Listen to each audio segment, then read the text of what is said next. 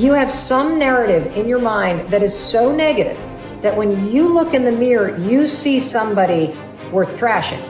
You see what's wrong. You pick apart your appearance. And I want to reverse that, because here's the deal about self-confidence. Self-confidence begins with you.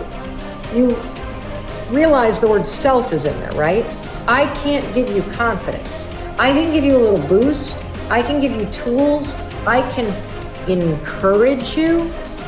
But confidence is forged in fire. It's something that's within you. And here's the thing I want you to realize about confidence. You are a confident person. That's why you miss feeling that way. You can only miss what you know. You've just been blocked from the feeling of it.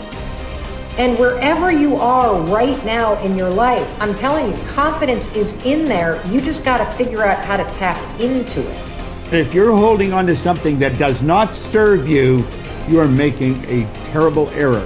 It's going to cause all kinds of problems. You may blame other people or other things. You may blame the situation. It's you are the cause of the problem. The man that told me to pick up this book and read it, Ray Stanford, he had a saying. He used to say to me, Bob, you're the only problem you'll ever have, and you're the only solution. I think it might have taken me 5 years to understand it. But I do understand it. And you know something?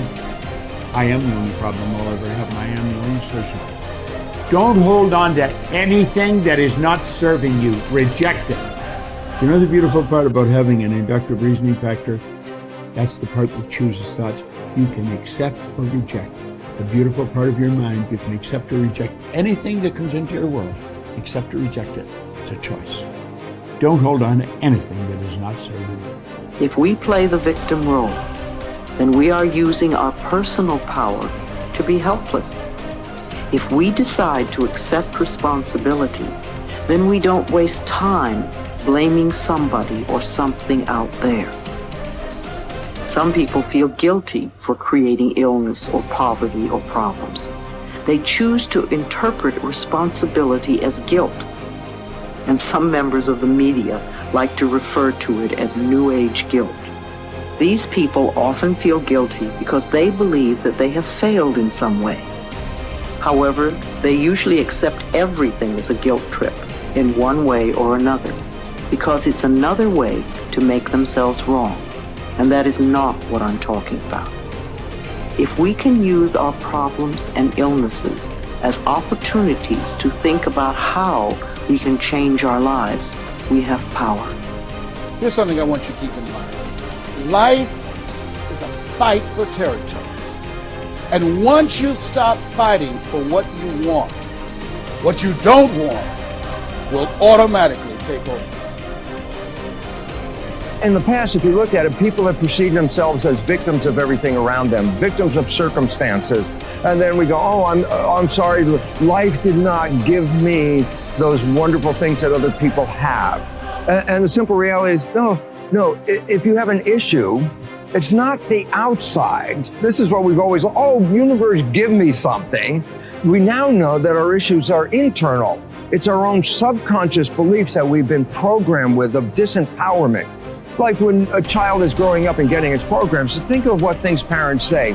Oh, you don't deserve this. Who do you think you are? I mean, the parents didn't mean that for your whole life. They were trying to, goad you, needle you to make a change. So they would say these things.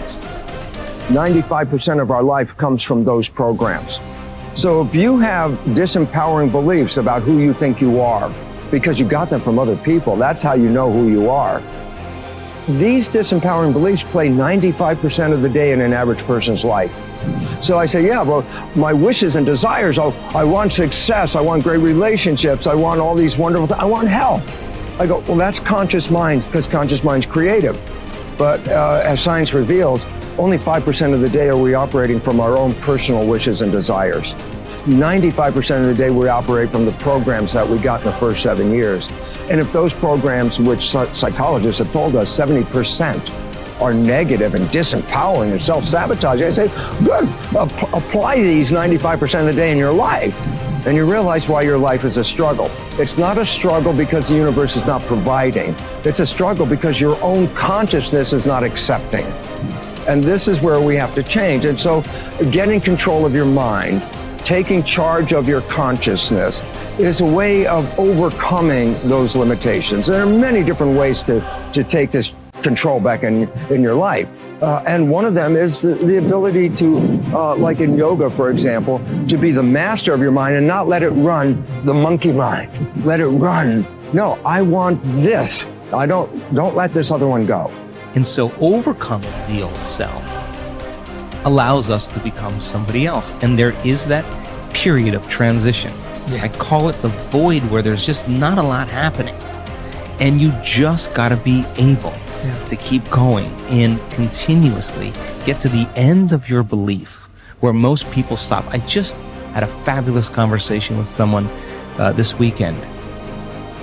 Broke through to the other side, and now there's so much magic happening around this person, but she's worthy now to receive it. And that is the key, because the universe only gives us what we think we're worthy of receiving. So we got to become initiated into this and understand it. Thousands of years of programming that says that we have to change things matter to matter, in three-dimensional reality, and it will take time. But to begin to connect to that resource called the quantum field and create from the field instead of from matter, there's a lot of unlearning that has to go on. You have to really begin to mentally rehearse. So you ask yourself at the end of your day, I do this every day. How'd I do? How'd I do today, bro? How'd you do? Did you do good? Where'd you fall from grace? What was it that caused you to go unconscious for the rest of the day? What was that moment? Now, if you're a student of life, you'll begin to contemplate, well, it was that person that said that thing, then I reacted, or I got this email, or things didn't go my way, and I started feeling angry or frustrated or fearful.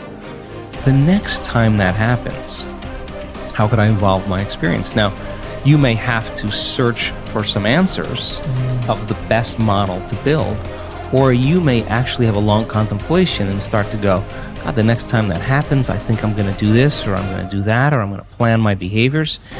And the act of closing your eyes and rehearsing what you're going to do begins to install the neurological hardware in your brain to look like you already did it. Now the brain is no longer a record of the past. Now it's a map to the future. And if you keep installing that hardware, the hardware will become a software program, which means you'll just start acting like a happy person. Why? There's no magic there.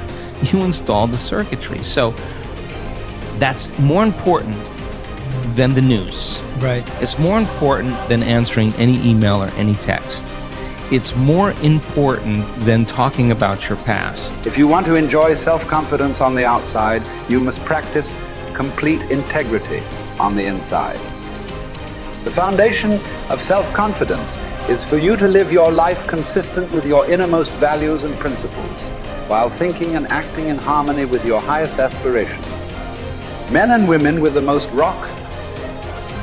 solid self-confidence are those who are absolutely clear about what it is they believe to be right and good and worthwhile, and who live their lives consistent with these values. Everything they do or say is an expression of their innermost convictions. Your whole world can fall down around you, but as long as you know that you are doing the right thing, you will have a deep inner sense of calm that will manifest itself in an attitude of confidence and self. In an attitude of confidence and self-assurance in any situation. You will have many ups and downs in life. But what is most important is that you remain true to yourself. Your true values are only expressed in your actions, in what you do. You can tell what you truly believe by observing what you do in any situation in which you have to make a choice, especially when you are under stress and pulled in two directions at once, with opposing demands or responsibilities. This is when your true values are revealed. The action that you take in any given situation will tell you which of your values is uppermost or whether you have any values at all. It is not what you say, hope, wish, or intend, but only what you do that counts. Your choices of the actions you take tell you unerringly who you really are. You can develop within yourself a superb set of values by acting as though you already had those values. You can develop integrity and courage and compassion and confidence by behaving as though you already had these qualities. The more you act the part, especially when you demonstrate these qualities under stress or when you feel like doing or saying something else, the more rapidly these qualities become a permanent part of your mental makeup. The more you practice good values, the more rapidly you become a truly superior person. The keys to developing the unshakable self-confidence that will make everything else possible for you are self-control, self-mastery, and self-discipline. Self-confidence can come directly by behaving in a self-confident manner, but more often it comes indirectly by doing and saying the things and practicing the behaviors that lead to self-confidence. The most important self-development behavior is living consistently with your highest values at every opportunity